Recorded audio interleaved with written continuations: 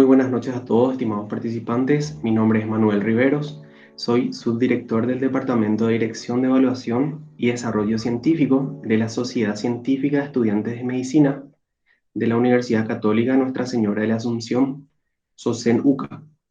En nombre de todo el comité organizador, les damos la más cordial bienvenida al segundo seminario científico Investigación en Pregrado. Recordando que este evento cuenta con el aval académico de la Facultad de Ciencias de la Salud de la Universidad Católica Nuestra Señora de la Asunción, con el aval ejecutivo de la Federación Latinoamericana de Sociedades Científicas de Estudiantes de Medicina, FELSOSEM, de la Federación Internacional de Asociaciones de Estudiantes de Medicina, INSA, aval del Consejo Nacional de Ciencias y Tecnologías, CONACYT, y es declarado además de interés científico nacional por la Sociedad Científica del Paraguay. Bien, a continuación daremos paso al doctor Telmo Raúl Aveiro Róbalo, quien es médico cirujano egresado de la Universidad del Pacífico Asunción, Paraguay, especialización en didáctica superior universitaria, Uninorte Asunción, Paraguay, maestría en ciencias de la educación, Uninorte Asunción, Paraguay, maestría en educación de profesionales de ciencia de la salud, Universidad de Barcelona, Barcelona, España, docente de la Cátedra de Morfofisiología Humana, carrera de Medicina, Universidad del Pacífico, Asunción, Paraguay, docente de las cátedras de Metodología de la Investigación 1 y 2, carrera de Medicina, Universidad del Pacífico, Asunción, Paraguay, tutor de trabajos finales de grado, carrera de Medicina, Universidad del Pacífico, Asunción, Paraguay, ex director internacional de CEPEDE, FELSOCEN, expresidente del Consejo de Asesores FELSOCEM, que nos expondrá el tema Introducción a los proyectos multicéntricos. Bien, muchísimas gracias por honrarnos con su presencia, estimado doctor Raúl Aveiro. A partir de este momento, puede iniciar con su presentación. Muy buenas noches, soy el doctor Raúl Aveiro y me toca compartir con ustedes la charla Introducción a los proyectos multicéntricos. Antes que nada, quiero agradecer a la Sociedad Científica de Estudiantes de Medicina de la Universidad Católica de Asunción por la invitación. Bien, vamos a ir hablando un poquito acerca de los proyectos multicéntricos, vamos a ir tocando algunos temas en cuanto a la realización de ellos, que implica algunos consejos y sugerencias para que ustedes siendo estudiantes o desde su vida de pregrado puedan realizar un proyecto multicéntrico sin mucha dificultad.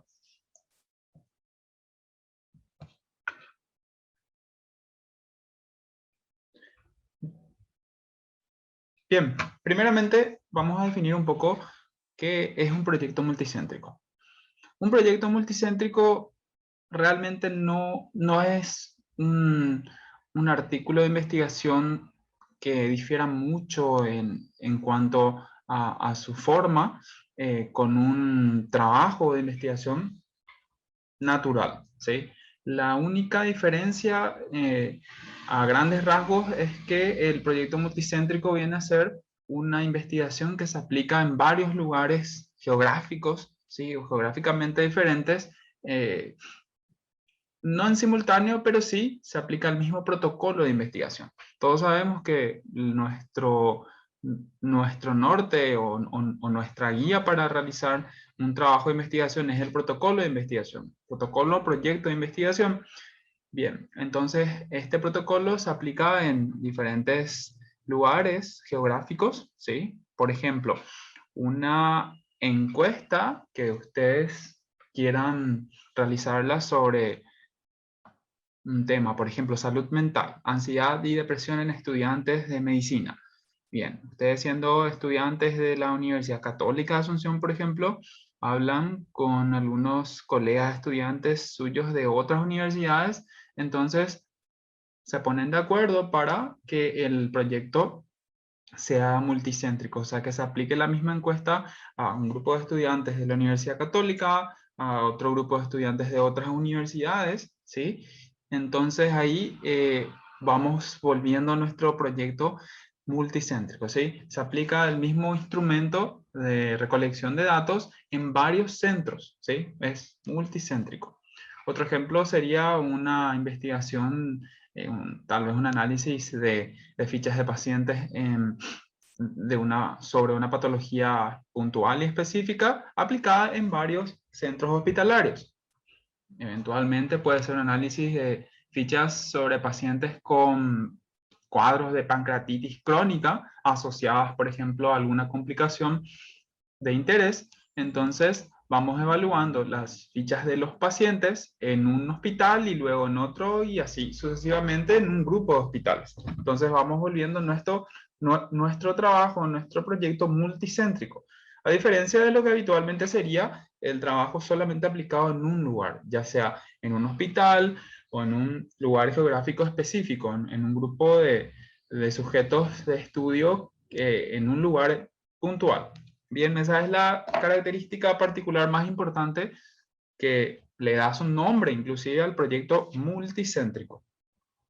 Y bueno, hay por supuesto cuestiones a tener en cuenta que vamos a ir abordando a lo largo de esta charla.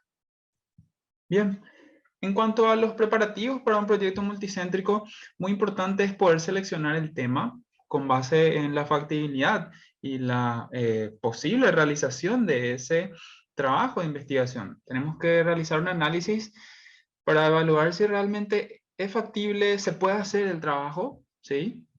Tomando en cuenta ciertas cuestiones como los recursos humanos, ¿sí? Tenemos la cantidad de personas como para poder abarcar tal vez al tamaño muestral que nos proponemos abarcar, tenemos los insumos necesarios, los recursos económicos para adquirir esos insumos, como para realizar fotocopias para hacer las encuestas, o si se quiere realizar algún tipo de toma de muestras o análisis específico para diagnóstico de ciertas enfermedades, vamos a tener que comprar insumos. Entonces eso conlleva un gasto económico. Y es importante evaluar si tenemos esos recursos económicos para costear esos insumos. Entonces ahí vamos viendo si nuestro trabajo es realmente factible de realizar. Otra cosa muy importante es buscar las posibles sedes. Bien, ustedes siendo estudiantes, por ejemplo, como les mencioné antes, pueden ponerse de acuerdo con otros estudiantes, amigos suyos, colegas suyos de otras universidades, tanto inclusive acá de Paraguay como de otros países, ya que su sociedad científica tiene vínculos con otras organizaciones que les puede facilitar el enlace con estos estudiantes de medicina o inclusive hasta otras carreras de ciencias de la salud de otros países. Ahí nuestro proyecto multicéntrico puede ser un proyecto de mayor impacto, va a tener mayor va a tener mayor interés, va a ser un poco más novedoso inclusive. Bien, es importante buscar esas posibles sedes y conformar un equipo de investigación, si es posible que sea heterogéneo, que sean estudiantes de varias universidades, que sean estudiantes de, inclusive si se puede, como les digo, de diferentes países. Bueno, el proyecto multicéntrico como tal, o el protocolo del proyecto multicéntrico, el protocolo multicéntrico, no difiere demasiado de un protocolo habitual, ¿sí? Un protocolo habitual, un proyecto de investigación con los componentes habituales, donde tenemos un marco teórico, tenemos objetivos, tenemos una metodología, tenemos un cronograma de actividades de trabajo, un presupuesto, resultados esperados, bibliografía, todo lo que lleva un protocolo habitualmente también lo lleva un protocolo multicéntrico o un proyecto multicéntrico. Ahora bien, el protocolo, por supuesto, tiene que tener ciertas pautas especificando qué lo vuelve multicéntrico. Por ejemplo, los lugares tienen que especificar las sedes que van a ser parte del proyecto multicéntrico. Hay que especificar en el apartado de recolección de datos cómo se va a realizar esta recolección, justamente, vale la redundancia del término, de los datos. Si se va a hacer un reclutamiento de representantes de sede, se va a solicitar permiso en las diferentes universidades, se va a presentar a un comité de ética, etcétera, etcétera. Todo eso hay que plasmarlo en el documento, ¿sí? Porque nuestro protocolo es un documento importante que nos va a servir, por un lado, como guía y por otro lado, como mecanismo de transparencia en cuanto a los pasos que seguimos nosotros para realizar nuestra investigación. Todo tiene que estar escrito y de la manera más claramente posible, ¿sí? Porque eso es una prueba de que nosotros estamos teniendo en cuenta todos los detalles posibles, entonces eso asegura también la calidad del trabajo. Y bueno, a la hora de poder presentar y solicitar los permisos en los diferentes hospitales o universidades o bien las sedes en general, nos van a pedir un protocolo, es muy probable. Entonces es importante tener listo este documento con las consideraciones pertinentes y los detalles específicos de que es un proyecto multicéntrico. Bueno, importante tener un grupo investigador o un equipo investigador principal. Como ya les mencioné, hablando con colegas suyos, con otros estudiantes, ya sean de su misma universidad o de otras universidades o de otros países inclusive, tener un núcleo principal de investigación, ¿sí? Un grupo investigador que no, de repente pueden ser eh, eventualmente entre 6 a 8 personas, de acuerdo también de la envergadura del trabajo. Puede haber un trabajo multicéntrico al cual apunta que sea muy grande, entonces va a necesitar un equipo más amplio, ¿sí? Generalmente hay colaboradores que se van sumando representando a cada sede, ¿sí? A cada sede, y eso se llama, son los representantes. Es importante hacer un reclutamiento de acuerdo también a lo que apuntamos. Por ejemplo, yo llegué a participar de un proyecto multicéntrico en donde reclutamos 40 representantes de sedes, o sea, se aplicó un instrumento bastante, bastante interesante sobre TICs, que son tecnologías de la información y comunicación, en 40 universidades de Latinoamérica, de distintos países de Latinoamérica. Entonces éramos un equipo prácticamente de entre 35 y 40 personas que, bueno, luego nos distribuimos un trabajo monumental, o sea, una labor monumental para poder recopilar los datos, para poder analizar los datos, para poder luego redactar el artículo, inclusive si se hacen análisis de datos secundarios, porque muchas veces hay protocolos que son muy grandes y tienen un conjunto de datos muy importantes. Entonces lo que se puede dar es que no solamente salga un artículo, sino pueden salir varios artículos.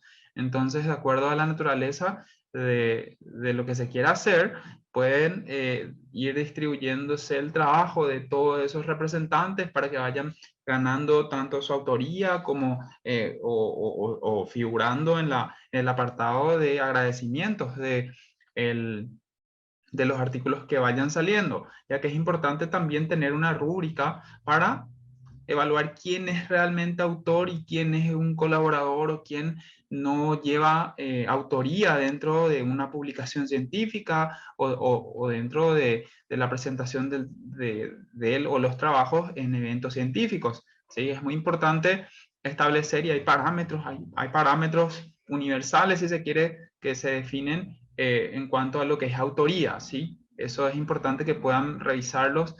Generalmente se utiliza como guía la guía del Comité Internacional de Evaluadores perdón, de editores de revistas biomédicas, que ellos definen con una serie de características y requisitos a quienes son autores. Entonces, quienes no cumplen con eso, y bueno, va a haber muchas situaciones en donde van a haber personas que van a ir realizando ciertas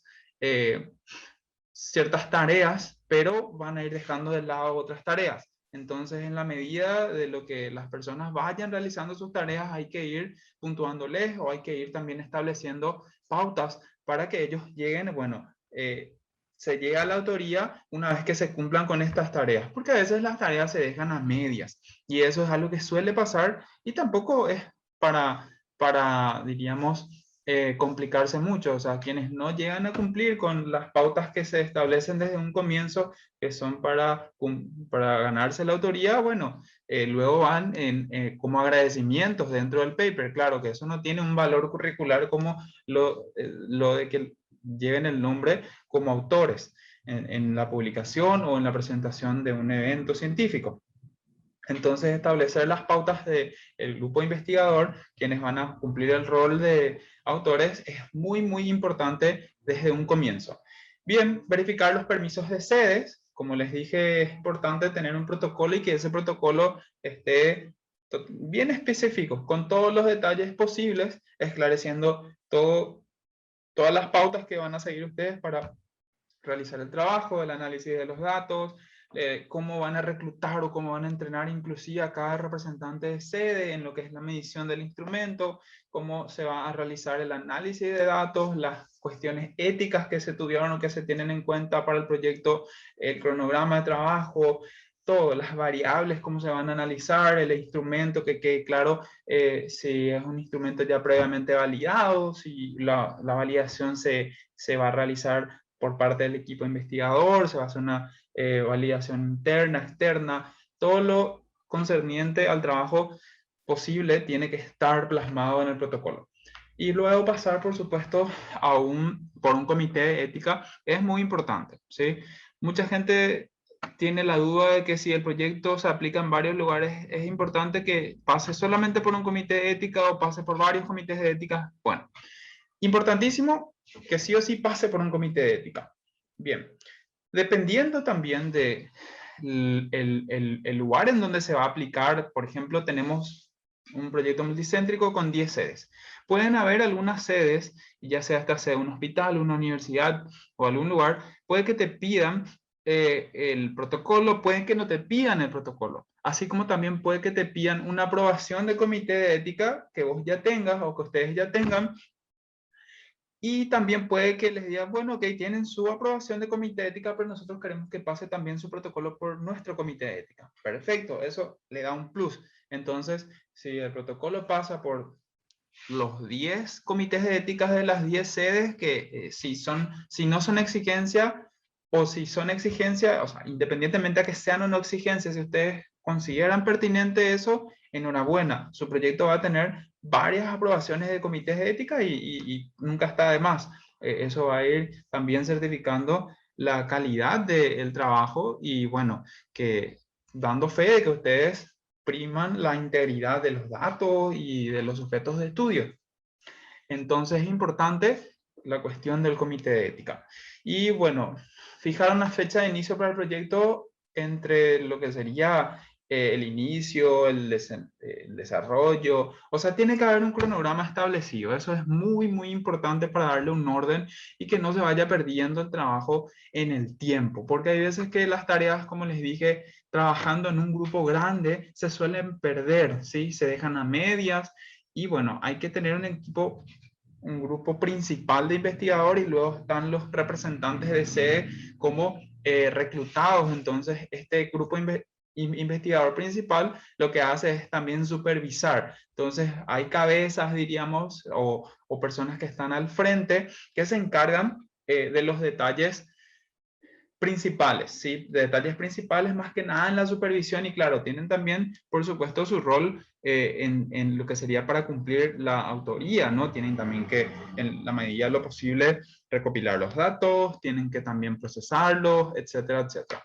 Pero importante es que haya un cronograma y que haya gente que se encargue de que se cumplan las tareas que se plasmaron en ese cronograma.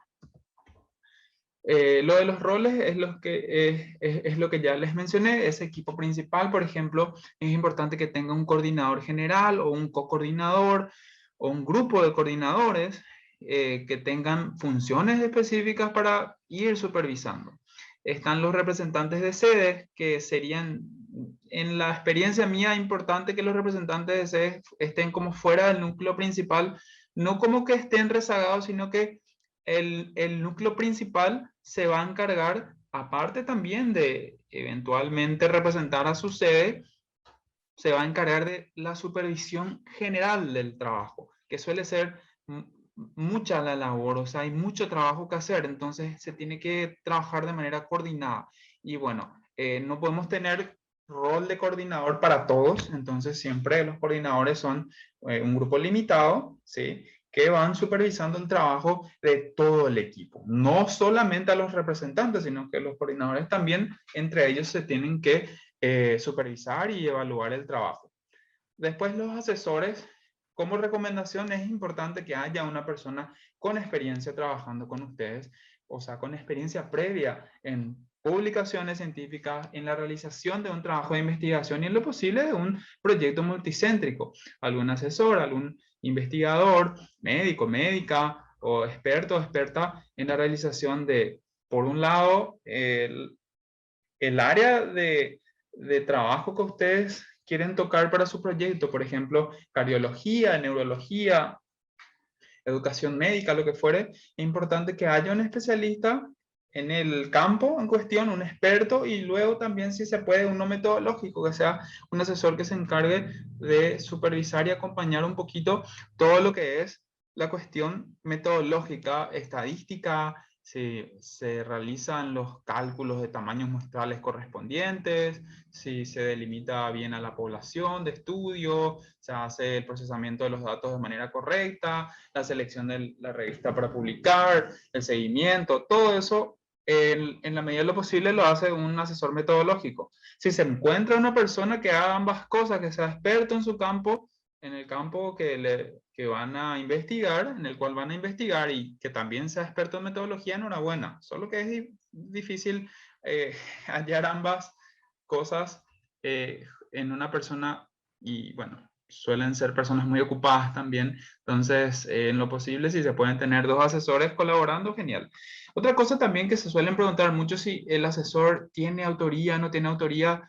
Bueno, eso es bastante controversial, pero partidario soy yo de que el asesor pueda también cumplir su rol como autor, o sea, que tenga tareas designadas y asignadas y que también se establezcan las pautas con el asesor, o sea, el asesor tiene que, en lo posible, participar de ciertas reuniones, si se puede también eh, hasta participar en la recolección de los datos, en el procesamiento, en la escritura del trabajo, tener una función también establecida, ¿sí? Que sería la parte de establecer roles, también establecer roles para los asesores y bueno, que todos tengan la oportunidad de participar como autores, porque al final de cuentas todos colaboran, pero si establecemos las pautas desde un inicio, bueno, todos tienen la posibilidad de ser autor, hasta los asesores. Ahora, quienes cumplan perfecto, pero quienes no cumplan ya van a estar en la sección de agradecimientos. Importante agendar reuniones, ¿sí? Dentro de nuestro cronograma tenemos que establecer reuniones para poder ir revisando avances. Eso es demasiado importante porque, como les dije, hay veces que el trabajo se pierde en el tiempo. Entonces, si no establecemos metas, ¿sí? Logros, por ejemplo, hasta acá va la recolección de los datos. De acá a acá va el procesamiento de los datos. De acá a acá va la escritura del informe final. De acá a acá ajustamos el informe final a lo que es el envío de una revista y así. Bien, por eso las reuniones son importantes para revisar esos avances que también tienen que estar establecidos. Y bueno, todo eso en consonancia con el equipo general de investigación y bueno, siempre bajo la supervisión del equipo principal. Siempre hay que tratar de mantener motivado al equipo. Investigar tiene sus beneficios. Primeramente, bueno, hay gente a la que le gusta muchísimo investigar. A mí, por ejemplo, me encanta hacer investigación. Desde mi vida de estudiante le tomé un gusto y me pareció algo que me llena muchísimo. Descubrí que me gustaba mucho hacer investigación. Entonces, bueno, yo me motivo solo, pero hay personas que, bueno, se van involucrando de manera tímida, por curiosidad, y se van a topar con ciertas pequeños muros. Pequeños muros le diría en cuanto a cosas complicadas y complejas. Vamos a tener que aprender muchos conceptos si es nuestra primera vez haciendo investigación o si no tenemos experiencia previa. Entonces hay que tratar de mantener motivado al equipo porque hay veces que gente se desmotiva porque se frustra al verse frente a estos pequeños muros que pueden ser, por ejemplo, conceptos metodológicos. A ver, ¿cómo se calcula el tamaño de la muestra? Puede ser algo que muchos de ustedes manejen muy bien, pero hay personas que al comienzo de repente se les arma una ensalada en la cabeza y bueno, eso frustra y por eso es importante mantener la motivación y tratar de ir acompañando siempre desde los que tienen más experiencia, ya sea el asesor o los asesores o estudiantes, ustedes con ya experiencia, siempre traten de motivar al equipo, acompañar, enseñar lo que ya aprendieron. Lo que sería la evaluación del desempeño, como les dije, es importante para definir la autoría, tener una rúbrica desde inicio, de ser posible. Establecer plazos, ¿sí? Inicio, levantamiento de datos, elaboración de informe final, selección de la revista, inclusive hasta lo que es seguimiento del proceso editorial, porque el trabajo culmina cuando se publica. Eso es algo que siempre hay que tener en cuenta porque en investigación, toda investigación que no publique sus datos es como una investigación no realizada, porque se tiene que poner a escrutinio de la comunidad científica los datos que, que se tiene como resultado de las investigaciones. O sea, la investigación es un despropósito si se realiza y se encajona, si no se difunden los datos, si no presentamos en un evento científico, si no lo publicamos, ¿sí? Entonces, es importante llegar a eso y eso tiene su trabajo y su tiempo y hay que establecer plazos para poder lograr eso.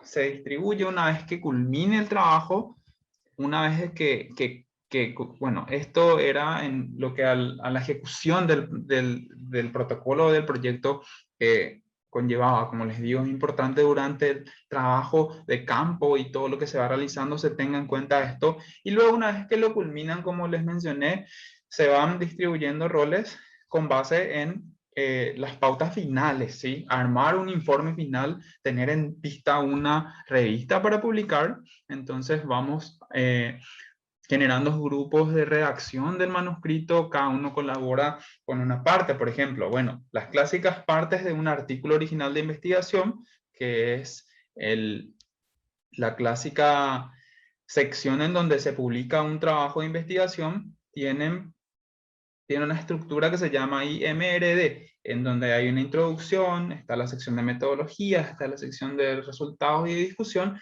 Entonces, si tenemos un grupo interesante de personas que siguieron con el trabajo y fueron llegando a cumplir todas las pautas que fijaron al comienzo para autoría, ellos también es importante que puedan colaborar con la redacción del manuscrito, no dejarle a solamente una o dos personas a eso porque se van a cargar con mucho trabajo. Y es un poco a veces hasta tedioso sentarse y escribir.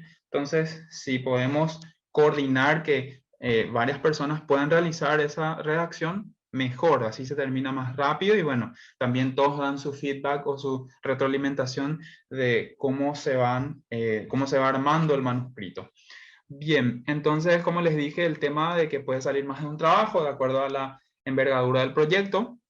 Se ve cómo distribuir la autoría con base en su rúbrica que tienen de inicio, presentarlo en eventos y jornadas también. Eso le da también inclusive hasta aprendizaje a la gente, porque van defendiendo su trabajo en estos congresos o jornadas y se van haciendo cada vez más expertos. Eso es muy, muy importante porque les da la experiencia de, primero, el dominio del tema que están investigando y segundo, el dominio también de los marcos metodológicos, cómo ya van a manejar, cuando le hablan de variables, ya van a saber de qué le hablan, cuando le hablan de, de instrumentos de recolección de datos, de análisis estadísticos, ya van a tener más experiencia conforme vayan presentando más trabajos o vayan realizando más investigaciones. La elección de la revista para publicar, ¿sí? Y los roles de la preparación con base en las normas de la revista es muy importante también. Siempre tiene que haber roles designados y bueno, gente que se encargue de cada parte, así no se le sobrecarga a una, dos o tres o cuatro personas todo el trabajo, porque como toda investigación conlleva su labor. Entonces, la distribución de los roles, habrán dado cuenta, ya se habrán dado cuenta a lo largo de la charla, es algo demasiado importante. El proceso editorial se tiene que hacer seguimiento, como les dije, es un proceso que no tarda poco tiempo, suele tardar mucho tiempo, 2 a 4 meses entre la primera respuesta, dependiendo también de la revista, pero lo habitual en una revista de mediano impacto a la cual pueden apuntar realizando proyectos multicéntricos, les van a responder después de 2 o 3 meses y es probable que le digan, bueno, podemos aceptar su trabajo, pero tienen que hacer ciertos cambios. Entonces ahí se tiene que hacer los cambios, se tiene que ajustar nuevamente a lo que nos pide la revista y luego capaz nos aceptan o pueden que nos rechacen.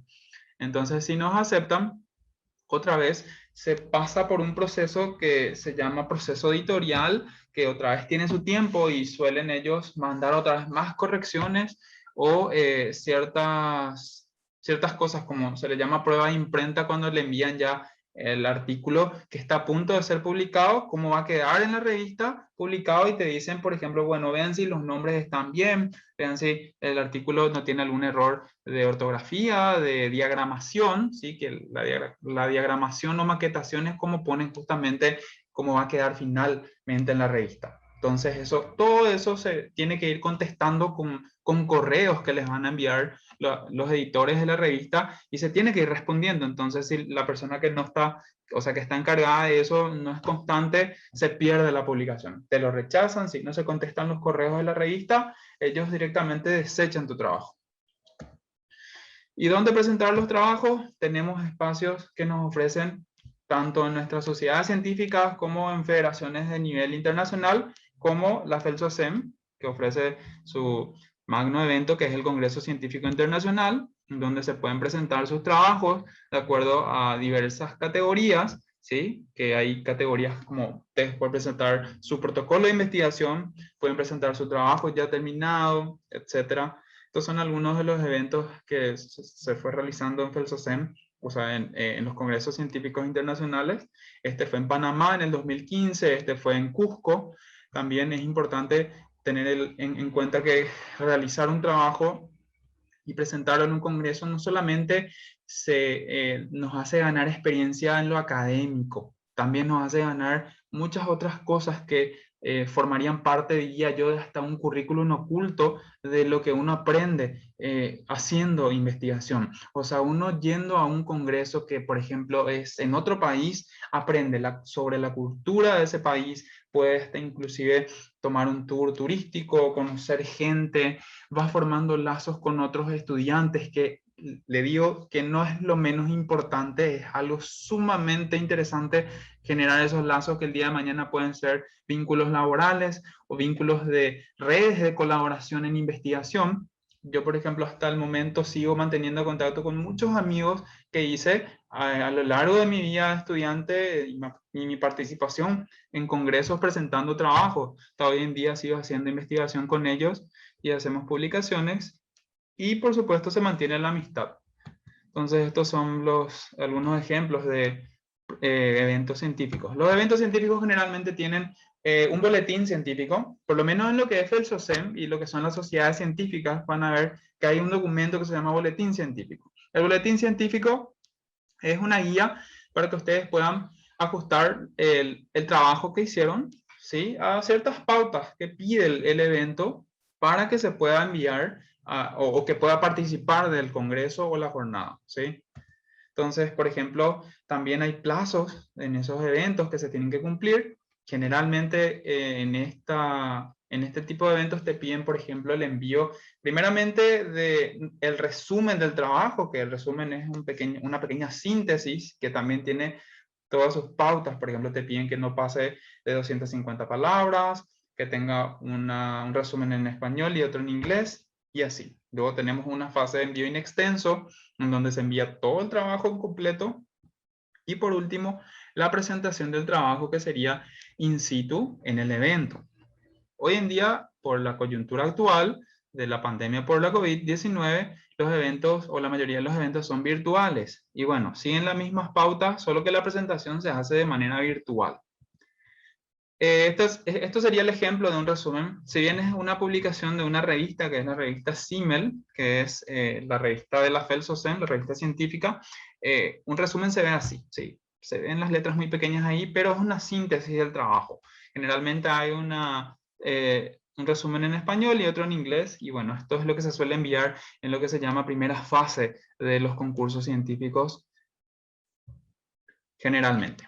Bueno, luego tenemos el in extenso, que es ya nada más para poder hacer un paralelismo con lo que es el envío a una revista científica. Tiene prácticamente el mismo formato. Tiene las mismas partes: introducción, metodología, resultados, discusión, que son partes de un artículo original de investigación, que es como termina publicado nuestro trabajo de investigación, sea multicéntrico o no sea multicéntrico. O sea, independientemente de que sea o no multicéntrico. Eso. Las categorías de los concursos científicos, bueno, nuestro proyecto multicéntrico va a participar en la categoría de trabajos de investigación. O también podemos presentar nuestro protocolo de investigación. No podemos presentarlo como casos clínicos. Los casos clínicos eh, son artículos científicos de otra naturaleza, donde se presenta el caso de una persona específica o con una patología específica, o una serie de casos acerca de una patología en cuestión. Luego, fotografías médicas también es otra categoría que suele haber en estos concursos, videos médicos. Y bueno, hay concursos científicos que tienen categorías especiales para proyectos multicéntricos, y compiten ahí solamente proyectos multicéntricos, que es clásico también de lo que es la FELSOCEM. Esta es la revista CIMEL, que es el órgano oficial de difusión de la FELSOCEM, que es la Federación Latinoamericana de Sociedades Científicas de Estudiantes de Medicina. Entonces, esta revista es una revista que particularmente está gestionada por estudiantes, claro, con acompañamiento de investigadores y asesores médicos, expertos en ciertos campos que acompañan el trabajo de gestión, pero es una revista diseñada por y para estudiantes. Sus trabajos es muy probable que sean mejor acompañados en el envío a una revista de estudiantes al inicio. O sea, cuando ustedes comienzan, es importante que puedan, por ejemplo, apuntar a una revista como CIMEL, ¿sí? En sus inicios, y luego ir avanzando, ir subiendo peldaño por peldaño hasta revistas de mayor impacto. Si bien CIMEL es una revista gestionada por estudiantes, está indexada en ciertas bases de datos, pero por supuesto hay revistas que tienen mucho mayor impacto. Entonces podemos comenzar bien por lo que es CIMEL, ¿sí? U otra revista que hay ya muchísimas en Latinoamérica que son gestionadas por estudiantes y cada vez tienen mejor calidad, inclusive mejor que muchas revistas gestionadas por sociedades de profesionales.